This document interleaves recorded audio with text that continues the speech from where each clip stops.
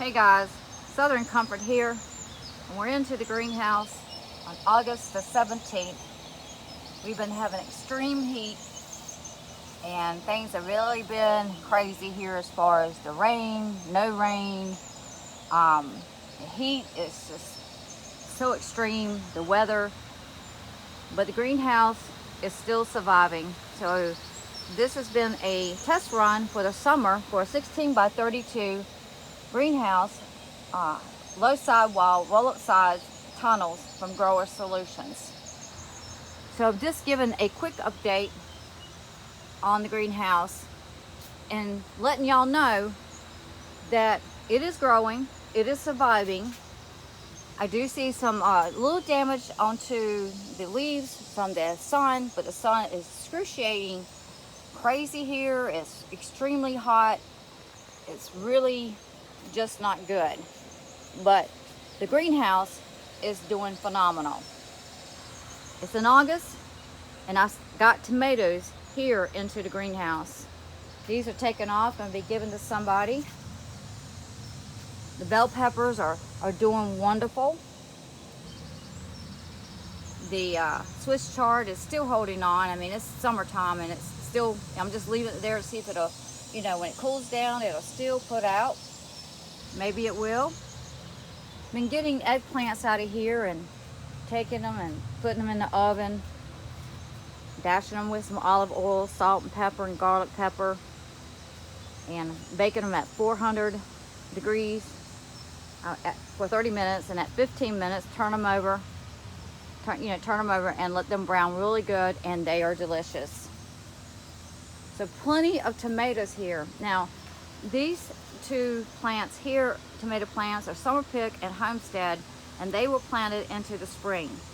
The tomatoes into the garden that were planted at the same time, grown as seeds in cell trays, were planted at the same time, but the ones in the garden, the heat took them out, and they've been gone for at least 3 to maybe 4 weeks.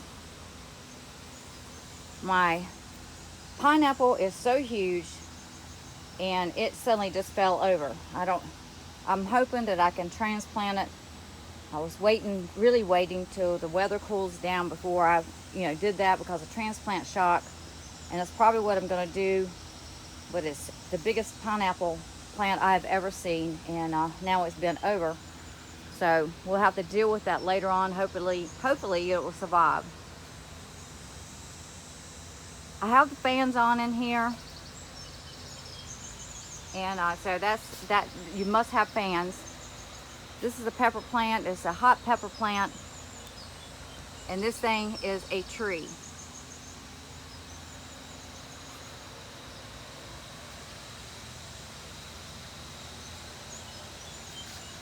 So it's surviving. A lot of things have been taken out. This greenhouse is constantly changing. It's never the same. These are lemons here. I moved them back into the greenhouse because they did better into the greenhouse than outside. Just took down a tomato plant and planted some more flowers, some zinnias. This is a plant I just grew by itself into the garden, throwing scraps down, and so it's a volunteer, and it's I'm trying to get it to grow in here. This is a Bullseye jalapeno pepper plant.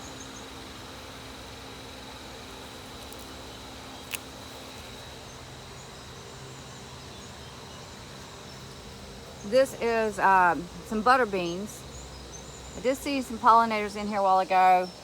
I've been having pollinating problems in the garden and into the greenhouse. So here is another squash plant. I believe these are grilling squash. I'm starting to see some blooms. Bell pepper plant.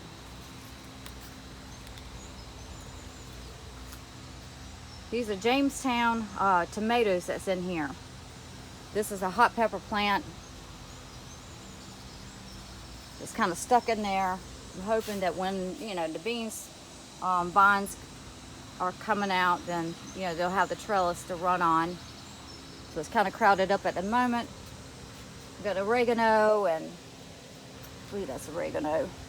No, thyme, parsley. This is a mild jalapeno pepper plant, and it is, I keep having to trim it out. It's turned into a tree.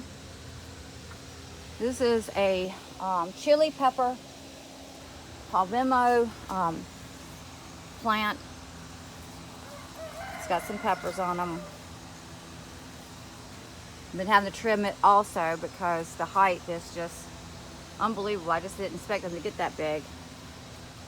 I put my pineapples in here. I'm growing some cabbage, cauliflower, broccoli.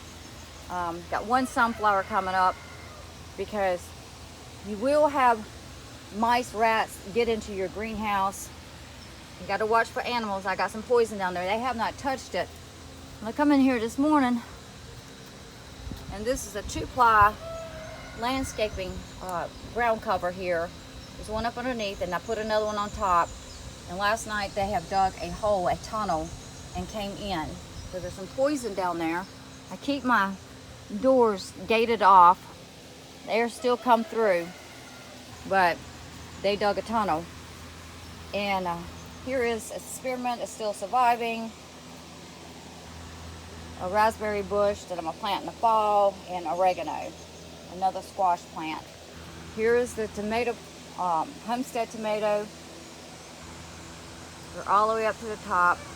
So tomatoes do excellent into the greenhouse. So it is like a jungle in here. I have to bend down and kind of crawl through. Beautiful tomatoes. Still eating tomato sandwiches. There's one fan I got pointed down at the ground right now. The sun is really coming up, starting to heat up. I try to put this more closer up to the top. You will get some slightly wind damage if you have your plants too close, but that's not a problem. The point is to keep this air circulating into the greenhouse. And that fan shoots down the middle. It's little, but it does very well. The exhaust fan is on. I think my finger was in the way, but the sun is shining and I'm trying to move through these plants. This back fan will be on, the exhaust fan's on back there. This this fan right here, I put it on low speed. Basically, what I believe is the success of the greenhouse. You got the exhaust fans going, but keeping this air circulation in the greenhouse going, keeping that wind, not a still heat environment, but air circulation. Tomato plants need circulation. They don't need a whole lot of leaves. I don't grow leaves, I grow tomatoes. And if you, with the heat and humidity here on the southeast coast, tomato plants can't take the heat. They're out as soon as it kicks in. So you can see that there is a success with growing tomatoes into the greenhouse, keeping the leaves pruned out as much as possible. This one's got more into it because blight, disease, it will take it over. I'm extremely happy seeing the pollinators. I'm having a flea beetle problem here into the greenhouse, but I have it also into the garden. I've never had to deal with it until last year in the garden, and that is definitely an issue, and it's hard to spray. I put some neem oil out, and I hate doing that because of my pollinators, but I'm also not trying to have a total explosion of manifestation of pests of these flea beetles. So guys, I just wanted to give you a quick view of the greenhouse, letting you know it is surviving. I'm so tickled for my little bees. We don't realize how important bees are for plants. No bees, you're not going to have any fruit. Well guys, thank you so much for watching, I appreciate you so much. Quick update, the greenhouse, summertime, heat, extreme heat, here on the southeast coast. 2 days ago, it was 112 heat index. Reminding that I've said in my other videos, I have thermometers or temperature gauges, or whatever you want to call them, watching the temperature that gets in this greenhouse. Right now it's 84 degrees.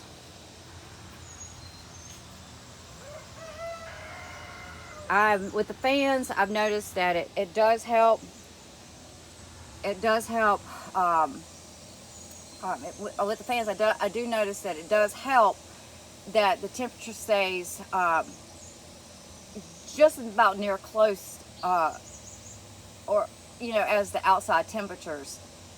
So if it's 95, plants, when it gets 110, it's gonna explode the inside of the plants. But it keeps it down. The fans keep it down enough that these plants are surviving. A little bit of blight disease, that's normal because we have extremely high humidity. I'm talking about 80, 100%, 70, a lot of humidity. And so with it being a greenhouse, you can count on having humidity more so into the greenhouse, which can create disease. And that's why, this fan goes off in the afternoon to give it a break. But in the morning time, that's the first fan I cut on, and let the exhaust fans stay, off a little bit, because they're going to be running all day long. And the fans is the key. I really believe the fans is the key. There's no way these plants could handle it unless you have the fans. So if you're considering any type of greenhouse, you want to make sure you got proper fans and proper locations, and have roll-up sides so the airflow can go out, in and out. Keep the doors open. Now at nighttime, in certain seasons, I will shut the doors, but now we're in the heat of summer, those doors stay open. And yes, then you will have more of an insect issue, because a lot of insects roam at nighttime.